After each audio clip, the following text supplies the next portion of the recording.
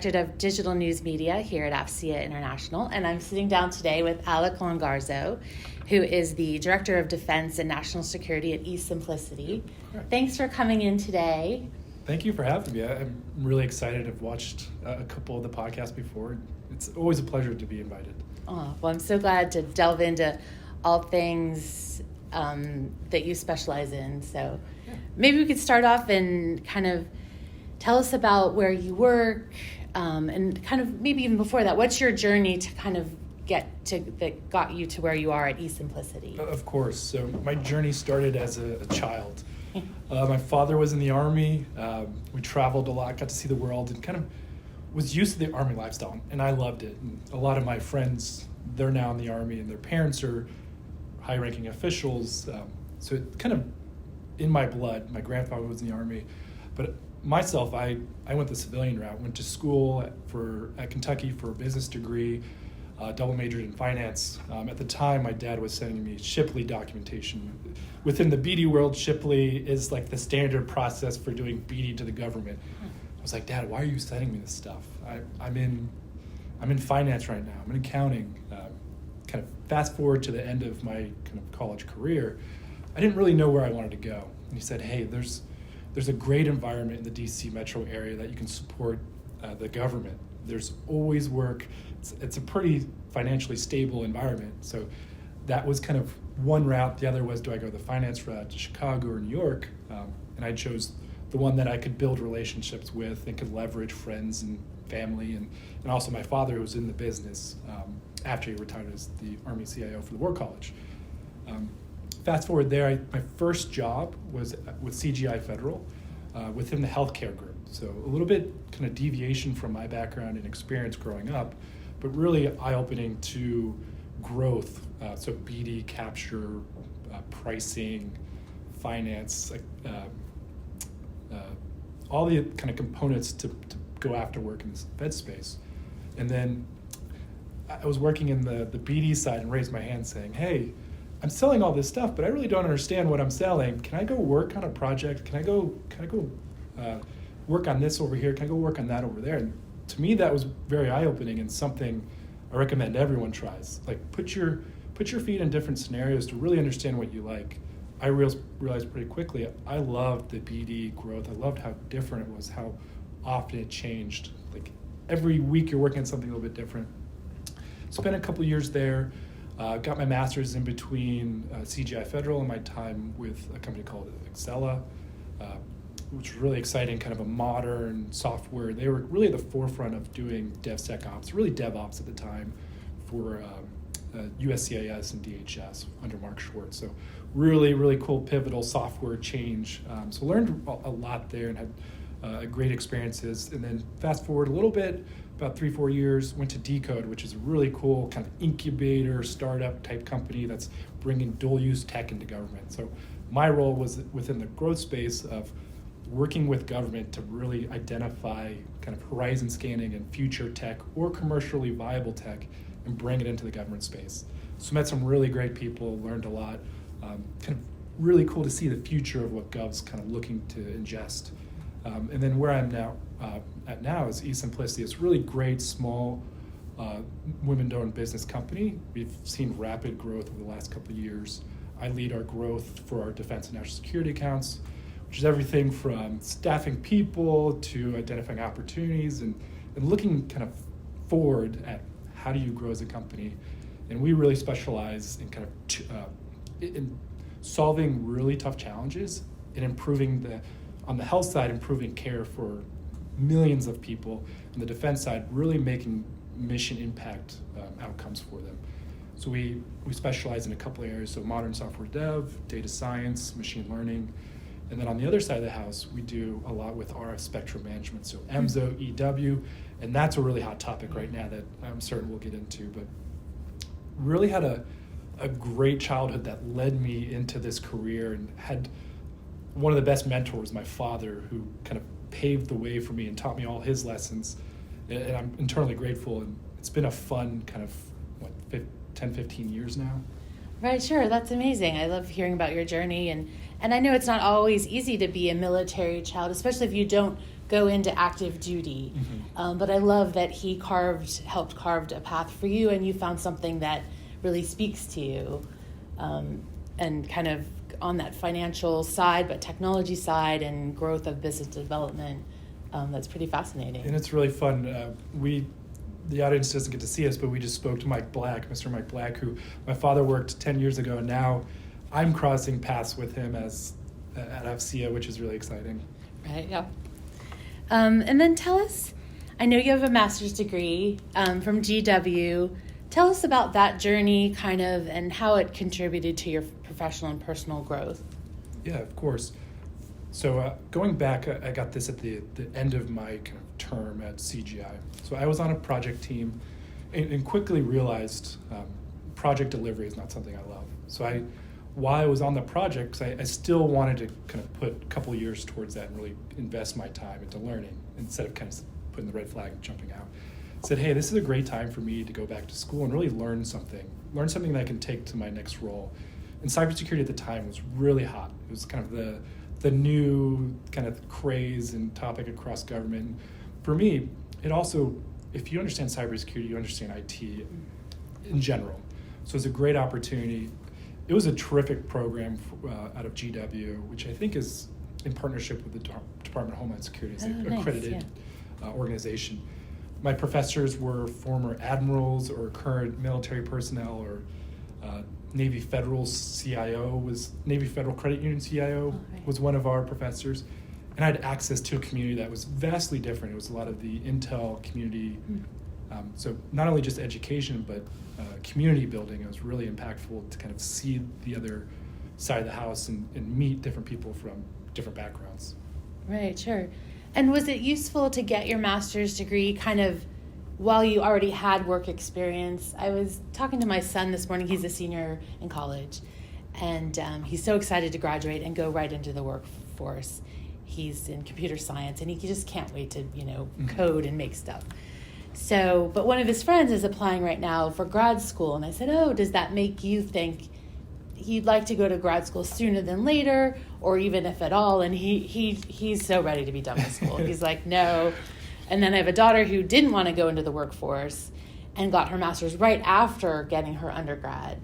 So what do you think of the timing? Like, how did you find that to have work experience and then get your master's? For me, it made sense. So I'm a very analytical type person. So financially, it didn't make a lot of sense for me to jump right in.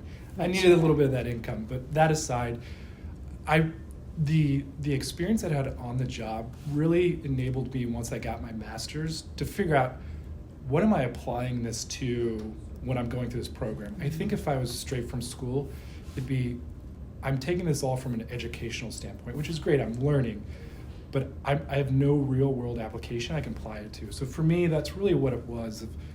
I'm gonna get this master's, and let's have a little bit of time on my belt in the work environment to really understand, okay, they're teaching me about cyber, but how does that apply to me or my customers or whoever I'm kind of interacting with? I can put some real world kind of backing to it.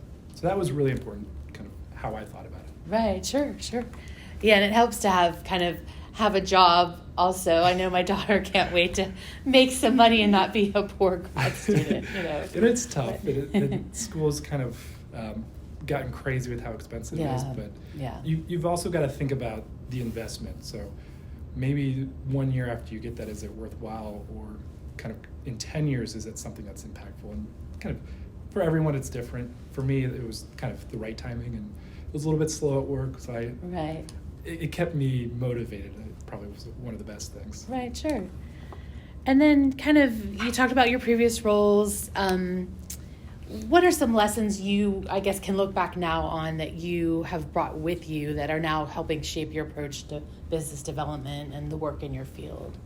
That's a great question. So I think we can start with leadership. So I've had really good leadership that have taken the time and really invested in me. And that's something I try to pay forward now. And really allowed me the autonomy to go and achieve the outcomes that they asked for. And leadership, I think, can solve a lot of problems. If you enable people, you motivate people, you empower people, that gives almost a multiplying effect within your organization to go and achieve actions. In my current role, for a little bit of time, I was leading a lot of the efforts, and then had a great mentor, and now kind of my VP over me come in, Kevin Augustine, and really empower the team to push us.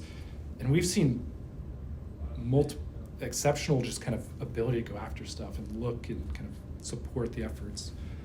From skills and just kind of things you should really invest in, a group like AFCEA, if it's not AFCEA, just at large, a community that supports kind of what you're looking to do in your career. So for me, AFCEA is a great kind of organization that I can build a community around different topics or areas. Say if there's leadership, I run the FCA programs, which I think we'll talk about a little bit later. I have the great opportunity of reaching out to the government to come speak, just to learn about them as people. And then I have great committee members. One that I like to call out is Steve Gubarny, who's over at Guidehouse. He's someone I look up to and kind of see his career as something I'd like to model myself after. So the FCA has enabled me to be able to meet these people that, hey, this person can be my mentor, or I can mentor them. I can learn from them. And kind of the last part is really just be willing to try new things. And kind of raise your hand and say, hey, it's either in the company or kind of someone on LinkedIn, you're impressed with their articles, just reach out. Just don't be afraid. You'll be surprised how many people are willing to help you or will be invested in you if you show the time. I have a great young guy that I've been mentoring, and it's been awesome seeing him. And I provide minimal kind of support to him, but to him, he got a new job last year down in Orlando. He's doing great, just passed his cybersecurity certifications. And he was one of the most proactive individuals in engaging with me and then following through. He's now down with the FCA Florida chapter, I think in Tampa and Orlando, really networking. And he's exactly what you look for, just very proactive, eager, excited, and really kind of pushing his career. I see him just hitting different levels. Right, sure. And obviously AFCEA, we're all about AFCEA. Yeah. But what other professional organizations, I guess, have you come across, or what advice do you have to kind of get involved in a professional organization? We're very fortunate in the DC metro area. There's more than you can get involved in. So there's also a cautionary tale. Don't go to everything and all of them. Really try to find a couple that fit. So I also was a member of ACT-IACT. It's very similar. It's government industry kind of coalition, more on the civilian side. Can you spell out that acronym? ACT-IAC. I couldn't tell you what the acronym. I apologize. I forget that. ACT. Okay. Yep. And they have this great program, actually 3 programs, depending on where you are in your career. It's called Associates, Voyagers, and then Partners. So Associates is you're new to the career field. Voyagers, you've had 8 years up, and Partners is you're an executive level or soon to be executive level.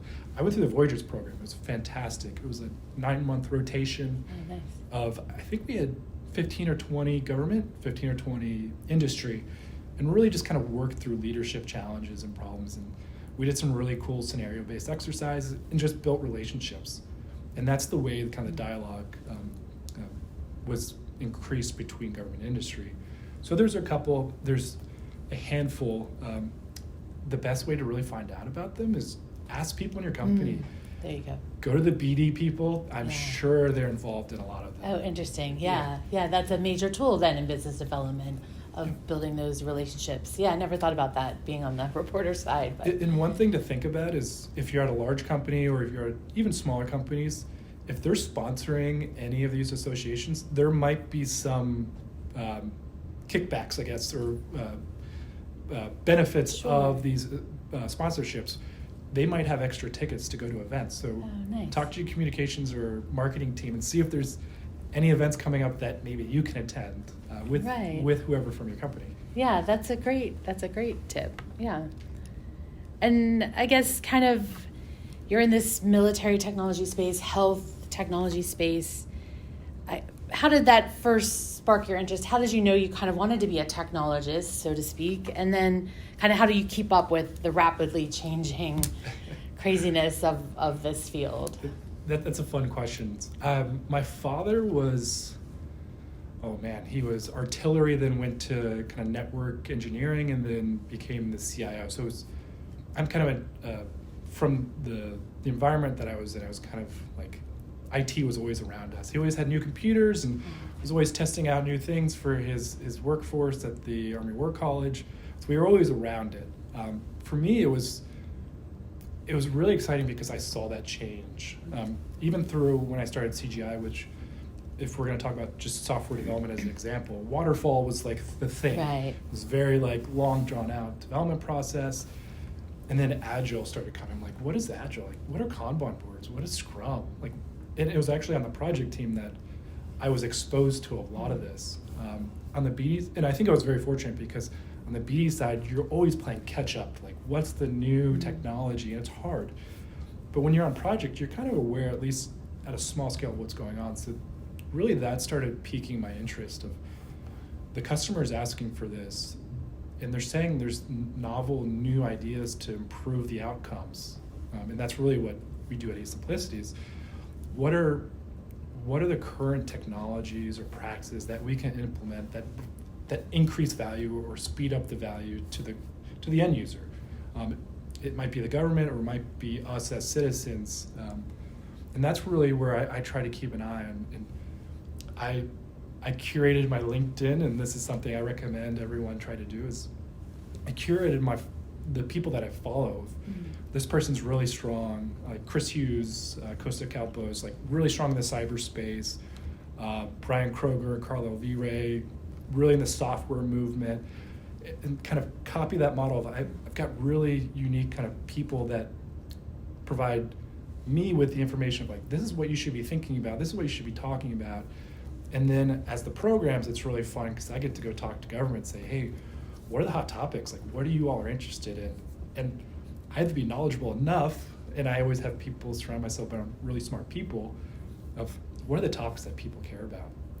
Like EMZO EW, that's relatively new to me, but it's a really hot topic. So I need to learn more about it so that I can at least have a conversation about the topic with people that are, but you can never keep up. Right. You're always lagging, but there's kind of multiple channels and reading, watching YouTube, just like the very simple things that don't take much time. Right, sure. I was at the Nova Air Force IT Day that they had back.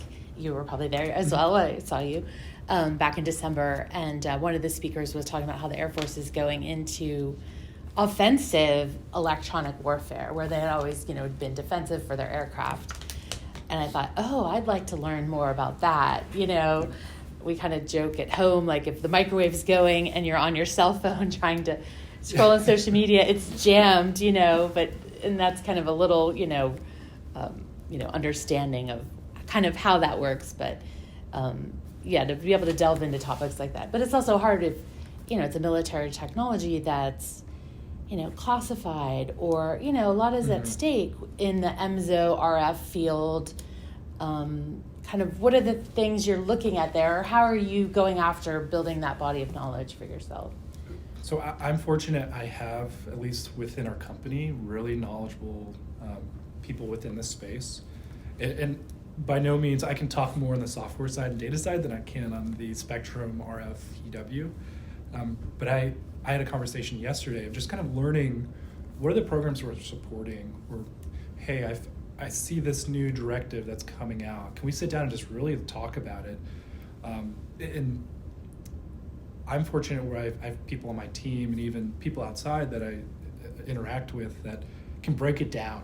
This is really what they're looking for. And then you start to pick up on, I guess, like keywords. And I'm sure you as a reporter, you're very skilled at this. If someone's giving me a deeply complex topic, I can take it. So I'd almost bounce back at you is like, how do you break down topics that are new or even novel or not really something you're familiar with? Right, sure. And I guess RF is a good example. And for the magazine, we kind of pick different topics for each month. And a couple years ago, we were delving into RF spectrum, and I thought, I'd really like to see what's going on in the R&D side about that.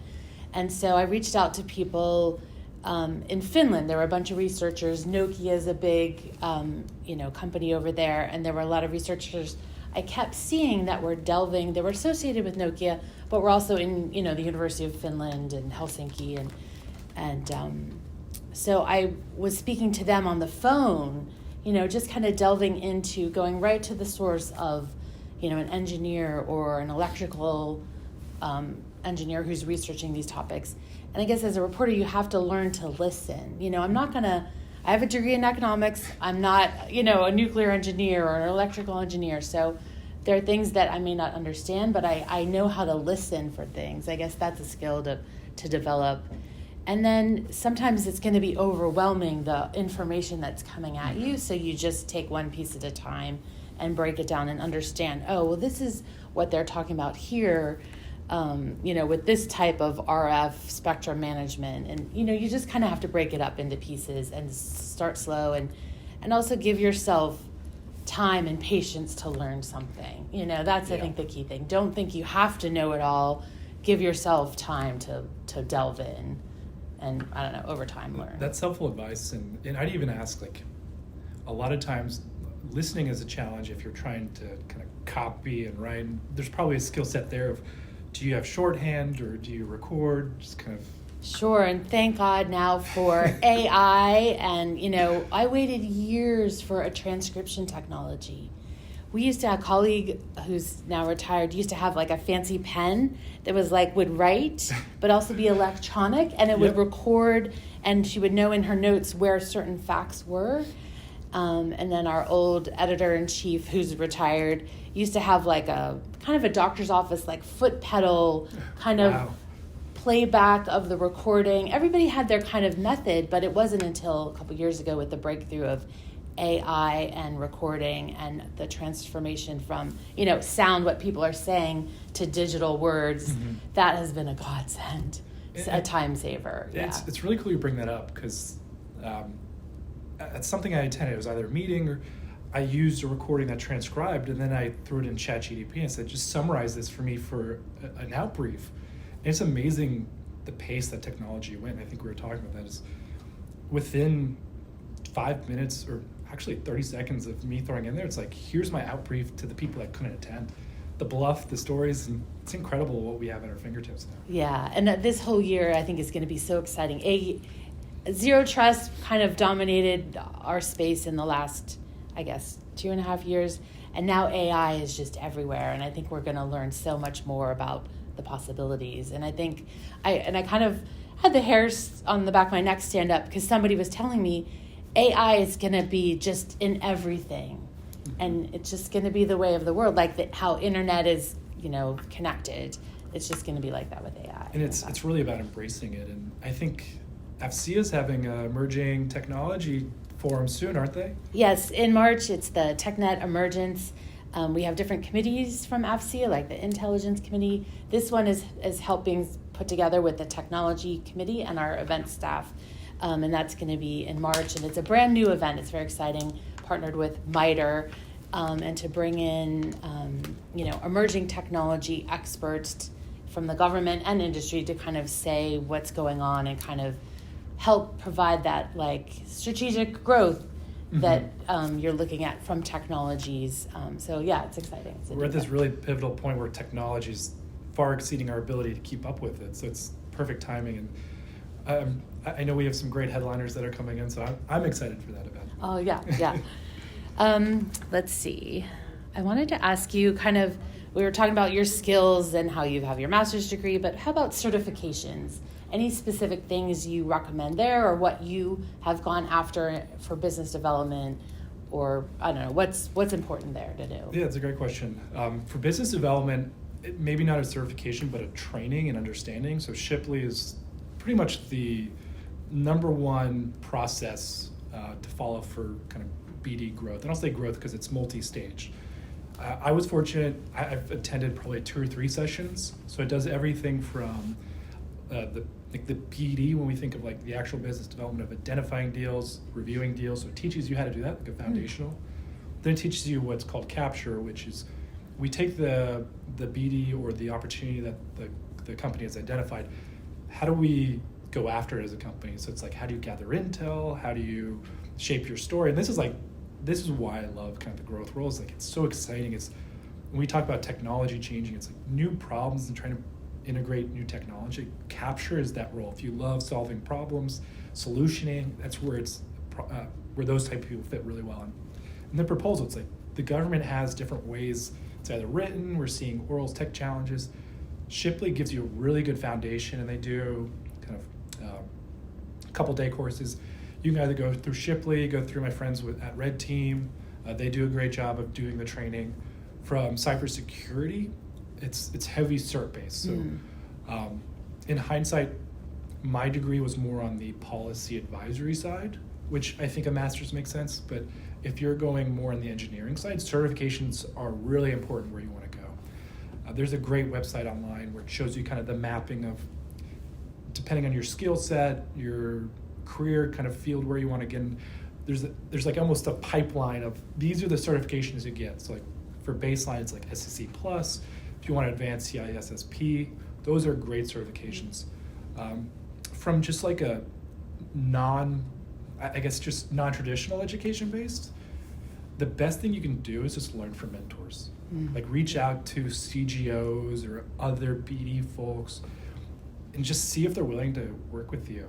A lot of us are. If you see me on here, my LinkedIn will probably be attached to this. Feel free to reach out to me and talk about anything BD or growth or professional. I've lived kind of the multiple hats, and that's where you're going to learn all like the nuanced skills, the soft skills, and then the traditional books. Like, it might be cliche, but read those. How to become best friends, how to lead, how to sell. Like, read those. They might not be perfectly applicable and everything apply, but try to ingest as much information and kind of data points as you can to really find your viewpoint of the world. And I think that's kind of where like some of my advice comes is, everyone's going to tell you like their way, their philosophy. You need to find what works best for you. Are you introverted? Are you extroverted? That's going to shift a little bit of like what you need to learn and how you apply it.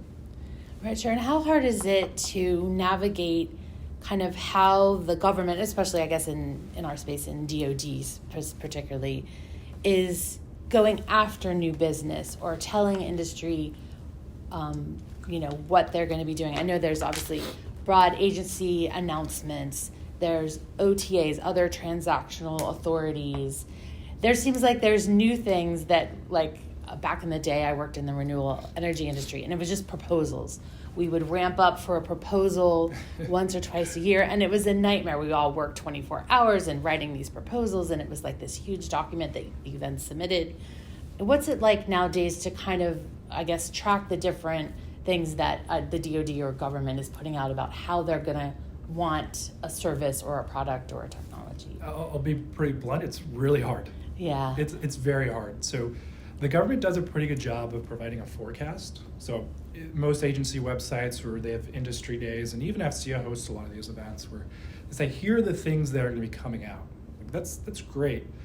The really hard, nuanced part is when you identify, like, ideally you're identifying stuff that's not on a forecast. It's organic, and you're really shaping and having that conversation with the customer and solution. That's easier. Like, it's easy for me to say that, but it's really hard because you have to build those relationships, really understand the mission in the current environment, and those are like the things that are really hard.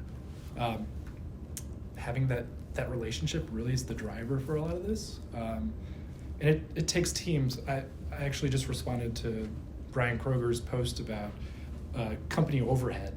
Like, why are government companies so bloated with overhead? It's because it is really hard to go after work because, one, timelines never stick. 2, acquisition's hard.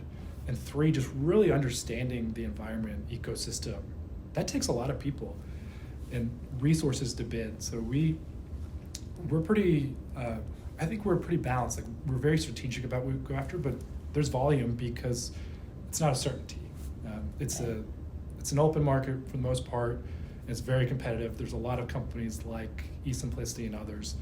So it takes a lot of effort in navigating that, and we're not even getting into the acquisition side, right. and the budgeting and the budgeting side. That's very difficult. And if I give a couple tips, really understand the budget for all these agencies and where they're spending their money. That will really show you, when you map it to the forecast, of do they actually have money to put towards this stuff? Right. Like, what are they focusing on? We might see in the DoD CIO, they're pushing for RF spectrum EW. Like, are they getting a budget increase? Yeah. Or is it staying the same? And that kind of can help point you to like where you should focus your efforts. Right. Yeah. And that's something you'll learn over time. And you might even want to go to the government side and say, hey, I've got questions. I'd love to learn how you guys do this. Right. Sure. I really admire, and I'd love your take on this. We follow the Army PEOC3T, the Program Executive Office for Command Control, and I think the third C, Communications, Command and Control, Tactical. So they're responsible for fielding for the whole Army, the key tactical communications and networking and computing, command and control, for soldiers, at the tactical edge.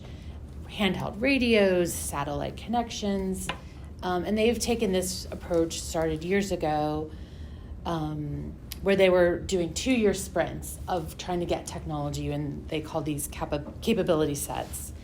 And I know they've been having these TEM meetings, technical exchange meetings, kind of twice a year. One was in December in Savannah. The next one, I think, is in the spring. I don't know where the location is, where they kind of allow industry to come in and ask the technical questions and have that side of the exchange of understanding, I have this solution. How would it work? And they have their engineers there to kind of speak with industry to kind of figure out, okay, this is what exactly we're looking for.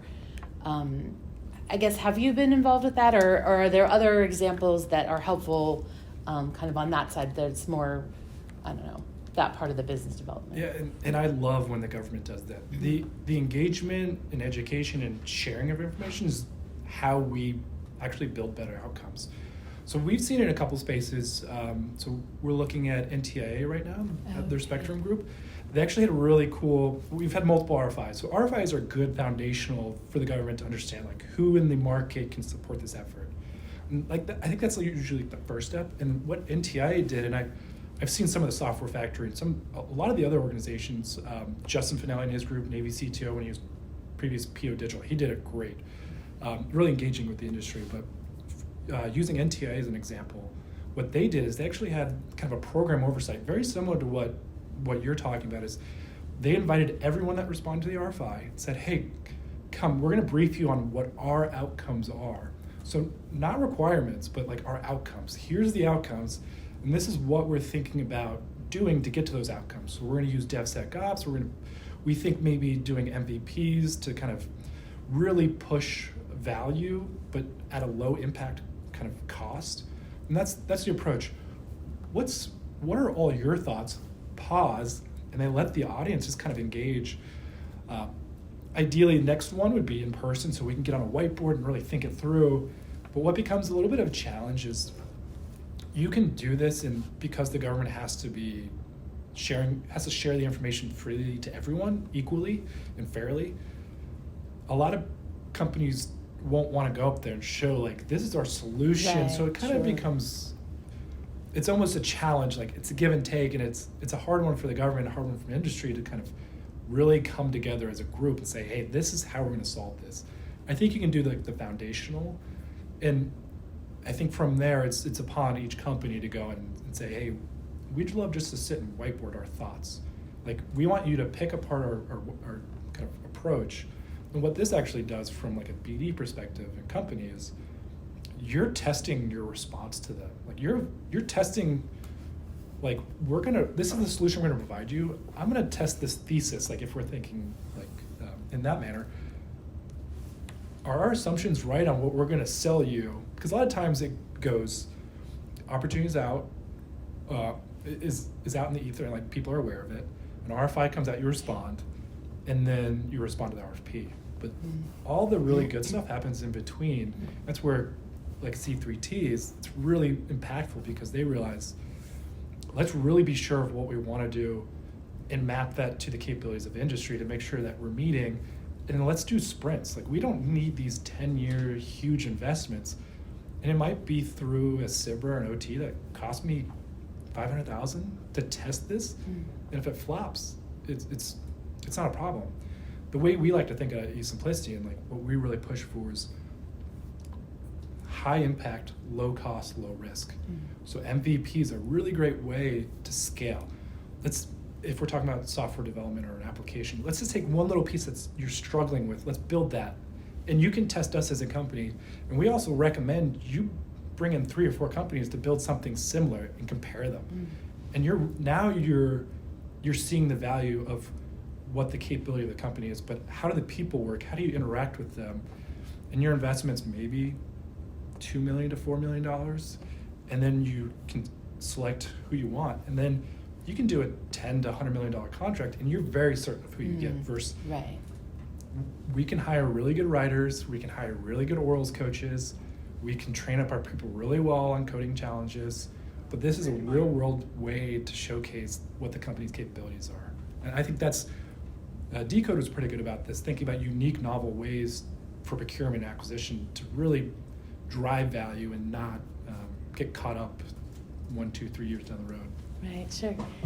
And I wish more government entities did a reverse industry day. I sat in on a couple of these years ago with the IRS, and they had their acquisition team come in and hear from industry what their experience of was going through the acquisition process, responding to RFPs.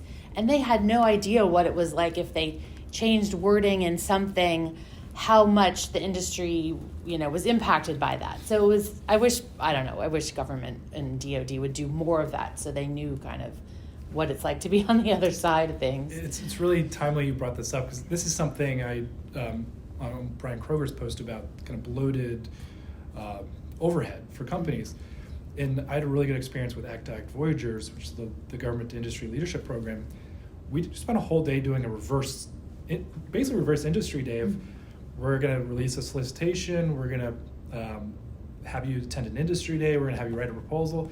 And to your point, it's very eye-opening to the level of effort, the challenges that are faced just trying to go through that process, and how we were probably being a little bit tough on them and over-exaggerating our government role, just so they can go back and say, this is what I learned, how do we improve this and go forward? And it's that open collaboration between industry and government that's really important, why FCA and ACT and these other organizations are vital to move kind of outcomes forward.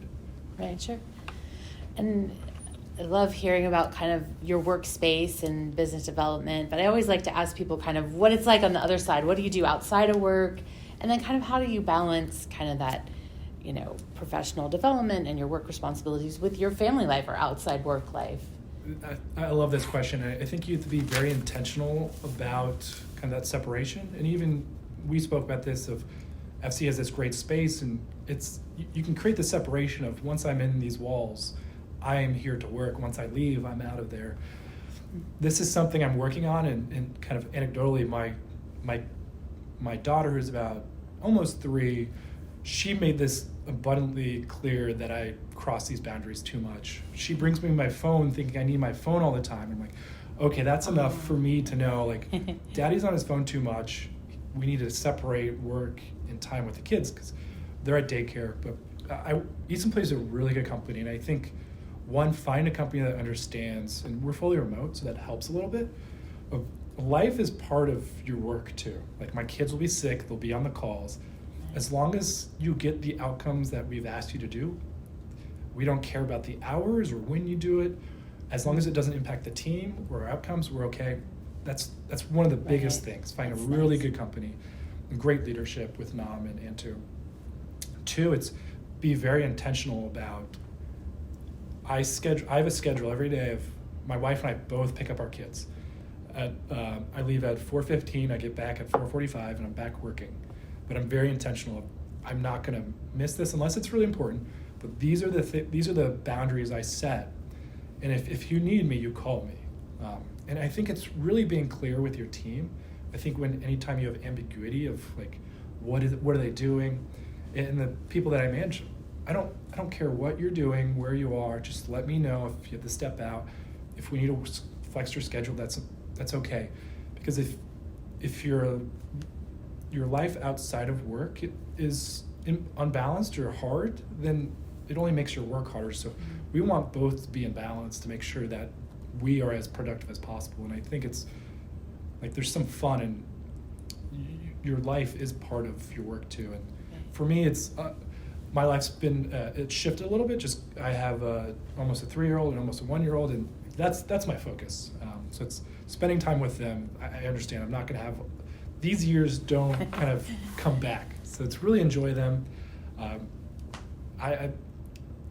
I think it's around the kids, and then I have a great community within my neighborhood. They all go to the same daycare.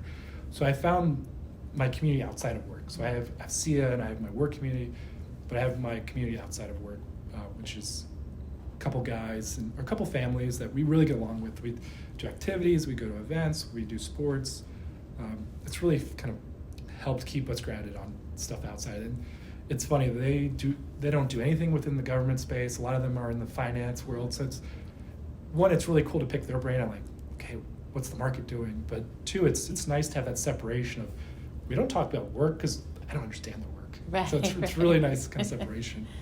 Yeah, that's nice to build a community with other families as you're in the trenches, especially with you're in the physical phase with a 3-year-old and one, 9-month-old. Yeah. That's rough. I think I read somewhere you have the most energy of your life between the ages of 2 and 3. Yeah. So you're knee deep in I don't know, babyhood, toddlerhood. And I have a couple of my friends who are Voyagers, and one's now a CGO, and we joke, he's like, we were at like the height of our career where we're the most motivated, most passion, most drive, and we have kids, and it's kind of a crazy combination when you think about it. It's like the craziest time. So give compassion to you senior leaders or managers. Give compassion to people with kids. You've probably all been there. It's a struggle, but with great leadership, it makes a complete difference. Right, sure. And even on the other end, like my kids are in their early 20s, parenting is always going to be parenting. There's always going to be something going on. But yeah. And then I wanted to ask kind of any advice. You're so great in building your communities, but what advice do you have even to high schoolers who are just kind of, knee deep in, doing their testing and getting their grades ready or trying to figure out what they're going to do after high school? What advice do you have for them, or then even into college and early career? It's a great question. I wish I could go back in time and tell myself this, but really enjoy it. At a foundation, keep your grades up, keep them within a reasonable kind of expectation of what you want to be. I think it's okay not knowing exactly what you want to be, but really try to figure out, what do you like? What do you love?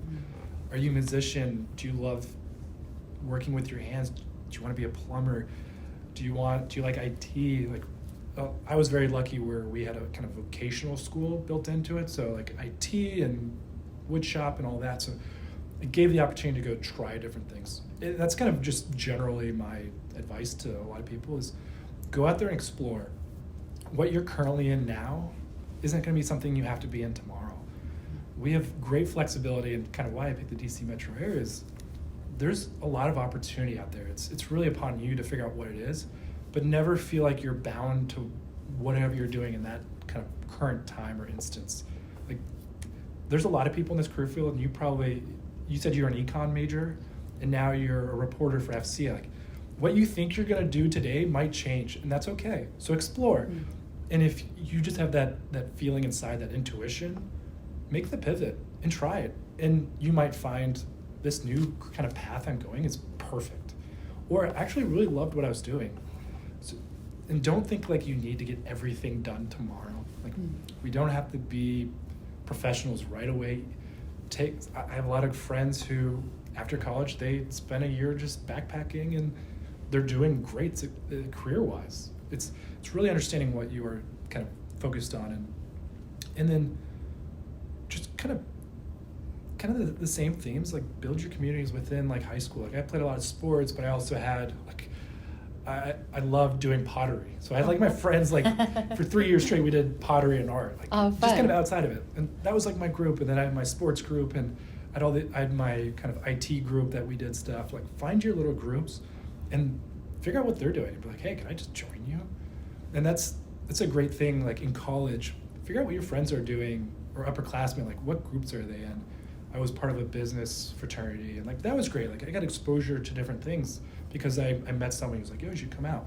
And I was like, I don't know if I really want to do this. This seems like a lot of work, but it was great in the long term. And then post-college, still build that community and really understand kind of where you want to be. And ask your friends. I will say that the best advice for if you're not in the BD space, or even if you're BDs, find a buddy or a friend that's going to an event. It makes it a lot easier to go tag up with them, and they can introduce you to someone, you can introduce to them, and or you have that person to go. And once you feel comfortable on your own, you can kind of go and just mingle and meet people. But most people are relatively shy. And if you walk up to them and have a conversation, they're open. It just, you have to just break the ice, and there's no trick to breaking the ice. Just, hello, my name is. Right, sure, yeah. Pleasure to meet you. Where do you work, or what do you do? That's a very DC thing, but easy way to do it within the BD space. Right, sure. And then what advice would you offer to more senior leaders if you had their ear, kind of, what do they need to understand? What are some things that they should know, I guess, from your perspective? This is great advice, and I'd also throw this out to the audience listening that's younger than me. I'm in my mid-30s. There's different kind of traits within each generation. So there's different things we should look for and figure out different generations, and not trying to bucket everyone, we'll say generations and styles and personalities, kind of bucket those into a group. Everyone responds differently. Like some people need reinforcement, some people need pressure. Really understand your kind of organizations at a people level. I think of like baseball managers, probably great examples. Like they understand how to work with the different type of personalities and how to push them. Like that's just at like a personal level. Then my thing is like, I hear this a lot, but give grace to people. We don't understand what they're going through. And my, I guess, manager, VP Kevin, he does a really good job of like really pushing towards like outcomes. And I say that because help ground your team on what you're trying to get as an outcome, but don't always give them every step of the way. Give them the autonomy to go and kind of get to what you want versus here's the requirements for everything you need to do, without giving them like, this is the goal. And kind of the last thing is elevate them. Put them in an uncomfortable position in their role. Let them stretch a little bit. Give them the opportunity to try. Give them the opportunity to fail a little bit. And give them the opportunity again. It's the only way we start to elevate the younger generation, even my kind of generation, put them in a position to actually take something meaningful and learn from it and grow. If they kind of stay in their position, they're not going to be happy. And it comes down to like understanding your team, like what motivates them. I have team members that they're perfectly content with what they're doing, and that's okay. And I know I don't stretch them too far, but I have people I know and I see the passion in their eyes, and they've got a great growth. And we see it in our FCA Nova Yale chapter. We started from kind of no structure to like, here's kind of the top level, the leadership we're pushing, to let's build a structure to empower people. And it was amazing seeing people step up and really own it, where it becomes like a group ownership than kind of a leadership ownership. So empowering and owning and giving them the opportunity is really what I'd push for leadership to understand. And I think leadership can mean age, it can mean position, it can mean experience. So just give people the chance and take bets on people. Like give them the opportunity. I love that. And you got started with the FCA Bethesda chapter. Can you talk a little bit about that, and then kind of go into what's happening with FCA Nova, what's going on there, and kind of your role with emerging leaders? Yeah, it's great. I had great leadership when I was at CGI Federal. I think it was Malcolm Hardin actually, and he's kind of crossed over back to ACT, a great mentor of mine. He kind of introduced me into this, and I was always eager. And I think the translation was when I was at CGI, I had a person I worked with, Emily. Her and I started this group called CGI Young Professionals, because we really saw that gap between kind of that entry level to like 5 years and leadership. Her and I were very aware of what was going on in the company because we were on the growth side.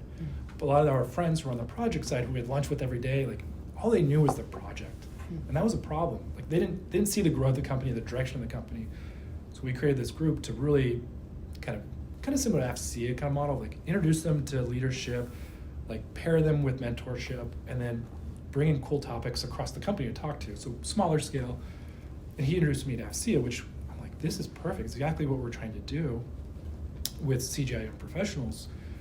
And I spent kind of a couple years really kind of raising my hand saying, where can I help? Like, I want to build a community with like this group, because I was in the healthcare space at the time. So it was really kind of instrumental in like the value of FCA. And there's some personal value, like I get to build relationships with industry and government, but also just learning and getting connected to people that are connected to people, getting connected to people that understand the environment. So as someone who's young, I was probably 1 to 2 years in, could understand and rapidly figure this out and go to people that was less intimidating. It was people relatively my age that I could grab a coffee or lunch with and just kind of discuss, like, this is what I'm facing at work, or I'm trying to figure this out. Do you have any advice? And that was fantastic. Did a little hiatus for a couple of years as I was kind of getting busy with work, and kind of took a step back, because it is an investment. And then I did ACT for about a couple of years, and then I joined FCA Nova probably 2 or 3 years ago. Said, hey, I want to be involved. These programs are fantastic, the luncheons, all the events, the IT days. How can I help? So I joined the programs committee. Really enjoyed that as kind of a deputy, so really helping identify speakers. Leveraged a lot of my relationships from Decode, kind of reaching out to government, and really said, hey, can I take ownership of these couple events? And really eye-opening of like how engaging government is, and thankful they are for the opportunity to tell their message. And that's really what the programs is about.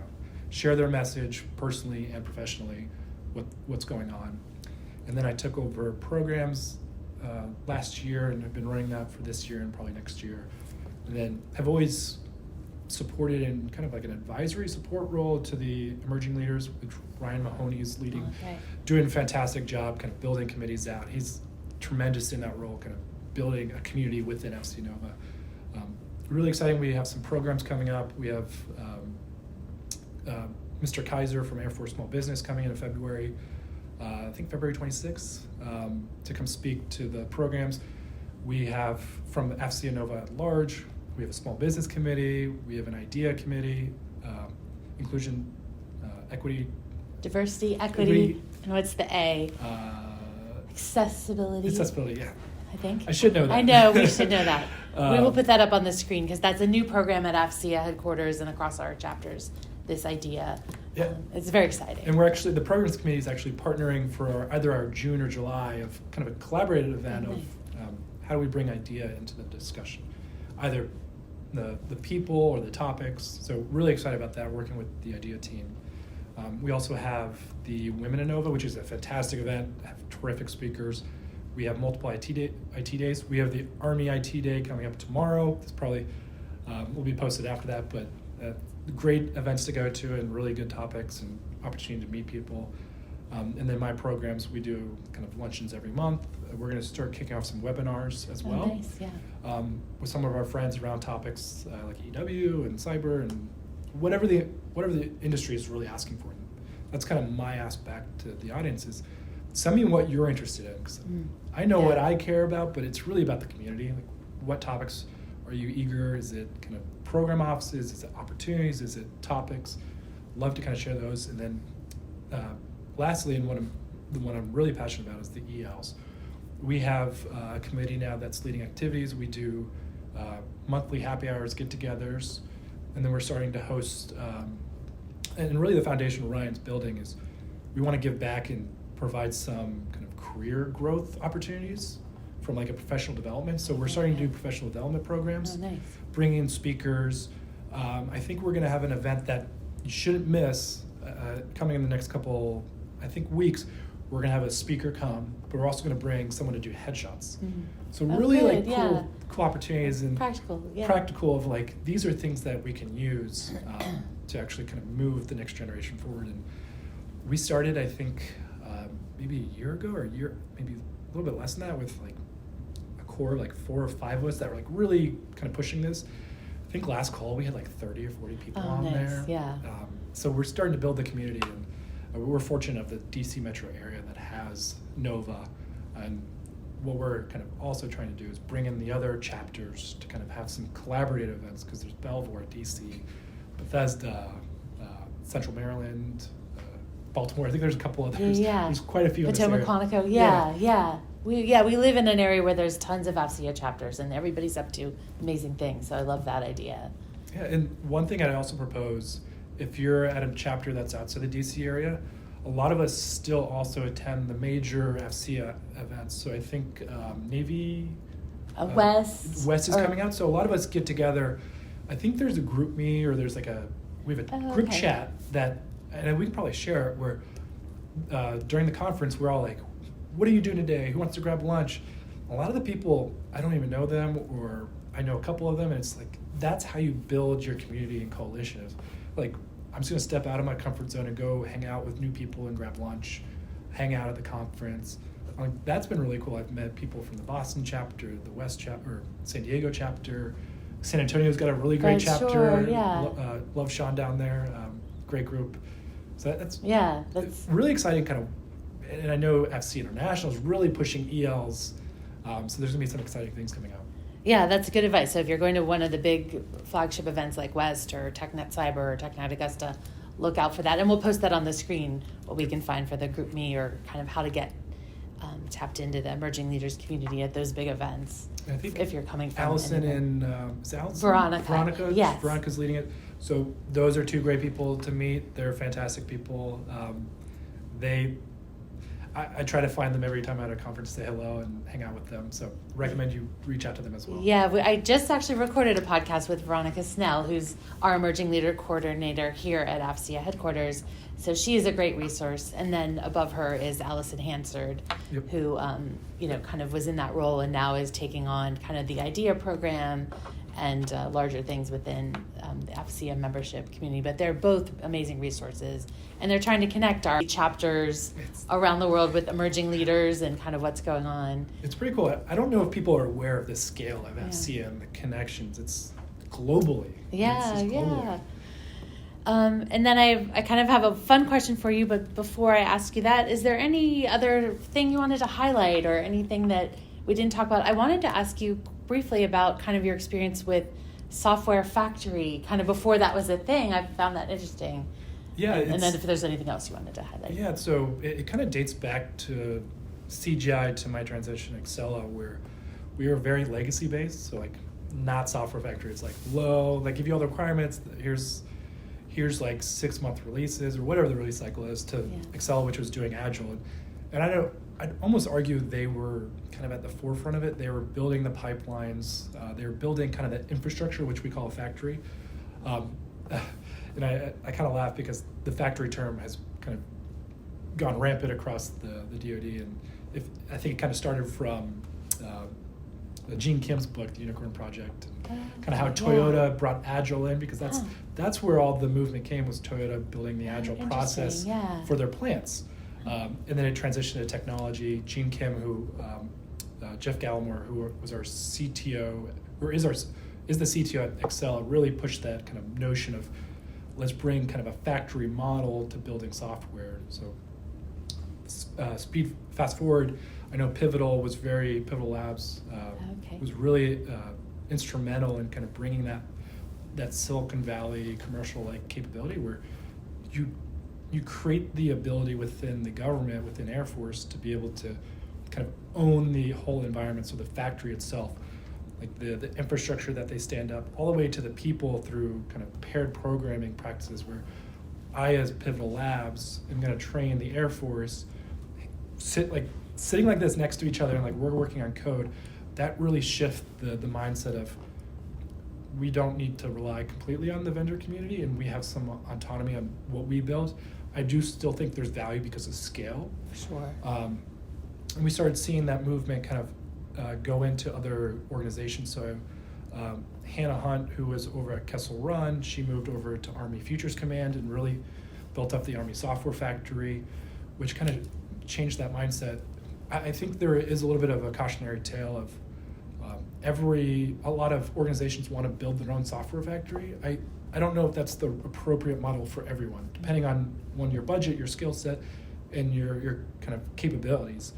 Because the Air Force has done a really good job, and I think DoD's moving this, where they're putting the infrastructure kind of in a cloud environment where the DevOps environments are all hosted within maybe Platform One. So that infrastructure is already existing for these organizations to kind of have their own software factory kind of work to be built on, and they don't have to kind of reinvent the wheel and do it themselves. But it's been a really cool movement. I was more on the DHS side and kind of a observer and kind of what would you call it, like a participating party. But there were far other people like Carla and Brian, my friends over at Rise 8, who really are instrumental in like the standing up of, and Matt Nelson, who's now at Bespin, really stood up Kessel Run and kind of started that movement. Oh, but interesting, yeah. It's fantastic. I know there's the BOAs that they have to support, and it's a great mission and really great model for the DoD to take ownership of building applications rapidly for the end user. So if you think, I think a lot of it started when Eric Schmidt from Google came and visited, I can't recall the exact location, but it might have been Air Force Life Cycle or one of the groups. Right, sure. And saw a whiteboard that's behind the screen or behind the camera and saw flight planning going on. He's like, you guys do this by a whiteboard? Right, yeah. He goes, this should be a tool so you can make it so that I may be mistaken, but yeah. I think that's the start and the origin of the software factory movement, and then kind of Brian and those guys led kind of how do we actually build this and procure it, which kudos to them, because that's a tough undertaking, because it completely shifts the dynamic of how we build software in the DoD. Right, and I think there was pockets of it being done, but kind of the terminology became software factory. Right, yeah. And then anything else you wanted to highlight? No, I just want to thank you for the opportunity. I know we got one last question, but my advice is reach out to Kimberly and get to know Kimberly as well. She's been fantastic. I get to run into you at events, and it's great talking with you. And great stories. I'm going to pitch Reading Signal magazine. Subscribe to it either via the mail or virtually. There's articles that come out. And they're very worthwhile because they give you, at least for the BD side, I'd even say engineering and kind of just if you have general interest in topics, they give you a different perspective from what we traditionally see. Like you get to interview directly to the source and really understand what's going on in the environment. And some of the articles are the day of or the next day of what we should be understanding the government's trying to do. So I find them very beneficial. So plug FCA and Signal, go out and read it, get your copies, and then I think if you're a member of FCA, you get them sent to you, so that's added benefit to membership. You can choose to have the old school magazine or the digital version. I get it sent to my house all the time when I read it. And your kids are young, but we do have Signal Kids, which is from 8 to 12, around that age group. So, but yeah, the fun question I wanted to ask you, you mentioned you went to school in Kentucky. Talk about basketball. How are the Wildcats going to be doing this year? Is it too early to fill out our brackets and put Kentucky in there? How's it look? I love the timing of this question. We're having a great year. We have 2 losses right now. We just won last night. Oh, nice. I am an avid all things Kentucky. Aww. As a military kid, you don't really have sports teams. Like I'm a Carolina Panthers. My dad was at McDill for a while, so I became a Tampa Bay Devil, Rays now, and Buccaneer fan and Lightning. And then Kentucky. My parents actually met there. My grandparents still live there. Nice. So it's always been kind of home. But Kentucky basketball, it's a great year. It's been down a couple of years. I think we got a chance to win it. We got a lot of young guys who are just very skilled, very fun, multiple guards that can kind of take us. This will be the year that I fill out multiple brackets with Kentucky wins. Oh, so nice. It's going to be fun. Yes. I was actually, my last year at Kentucky, we won the 2012. Oh. So I'm aging myself, telling my age. And that was one of the highlights of my just life. It was so much fun, like being there and being around the environment. Got a little too crazy, but it was a fun experience to be part of a school that won. Yeah, absolutely. If there's any Kentucky grads out there, please reach out. I'm looking for my Kentucky community in this space. Yeah, There's there not you many go. of us. Yeah, is there a bar in DC where they watched Kentucky games? I don't even know. There is. Or Virginia, Reston. There is, and there's a couple guys and gals that we hang out with, but Right. if there's any in Reston, that's even better. Yeah, get your white and blue ready. It's funny, I actually, 2 guys that I went to school with are in the gov space. One, Greg Goldbach, him and his family just sold their company, which was great. He and I, we used to hang out. We kind of knew of friends in school. And then there's another buddy of mine who's now, he owns a company here and is doing really well. Trusted QA, great company. It's just kind of funny, like we crossed paths like years after the fact. So I got my small little community. That's Right, sure, yeah. So go Wildcats. Yeah, thank you. We always need luck on our side. NCAA, you never know. Yeah. Well, thank you, Alec. Yeah. Thanks for the time. Pleasure. I appreciate it. Thank you. Yeah.